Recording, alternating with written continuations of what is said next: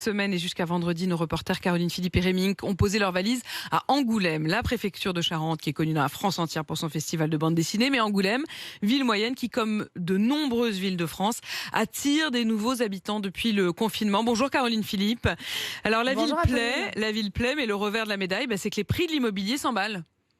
Moins de 1 000 euros le mètre carré il y a 3 ans contre 1 500 euros en moyenne aujourd'hui. À Angoulême, le marché immobilier était à l'arrêt depuis des années. Alors peu à peu, elle regagne en attractivité. La crise sanitaire, vous le disiez, a été un déclencheur. Beaucoup de Français veulent une pièce en plus, un plus grand jardin et se tournent vers ces villes moyennes beaucoup plus accessibles. Le marché de l'immobilier en profite depuis quelques mois. Nous l'avons constaté avec Rémi Inc. Les acquéreurs doivent se montrer patients désormais ici.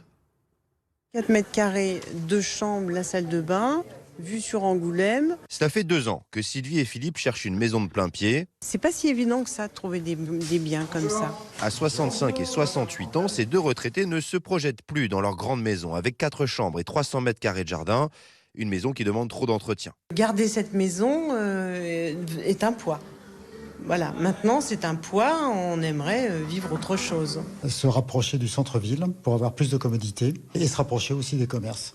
Parce que c'est quand même agréable d'être dans un quartier où on peut tout faire à pied. Mais avec la hausse des prix, plus 10% en 2020, la vente de leur maison ne leur permet pas de trouver un bien dans le centre-ville d'Angoulême.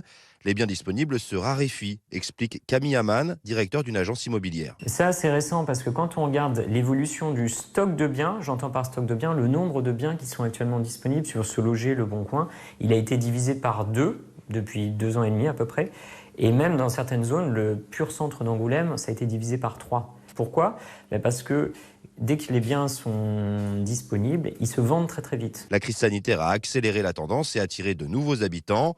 Aujourd'hui, 40% des acquéreurs ne sont pas charentais. Ces gens-là qui viennent de Bordeaux, de Paris, ont des pratiques d'achat qui sont complètement différentes. Si le bien leur plaît, une visite et c'est réglé, voire parfois même pas de visite physique. Et dernièrement, ce qui est le plus parlant, je pense pour les gens, c'est qu'on a eu quelques cas de surenchère. C'est peut-être des choses qui existent à Bordeaux, à Paris, mais ici, à ma connaissance, c'était du jamais vu. Et Caroline Philippe, vous êtes toujours en direct d'Angoulême. Ce phénomène, on l'observe aussi dans d'autres villes de la même taille. Oui, à Rouen, Moulins, Saint-Étienne ou encore Pau, c'est la revanche, Apolline, des villes moyennes. Un rééquilibrage en quelque sorte. Pendant des années, elles étaient tombées dans l'oubli, voire ringardisées face aux métropoles comme Lille, Lyon ou Bordeaux. Le dynamisme du marché immobilier dans ces villes moyennes est une bonne nouvelle, donc, m'expliquait hier un expert du secteur. Les propriétaires avaient un sentiment de délaissement, d'appauvrissement avant la crise des Gilets jaunes. Désormais, leur patrimoine est valorisé, mais le marché de l'immobilier reste accessible.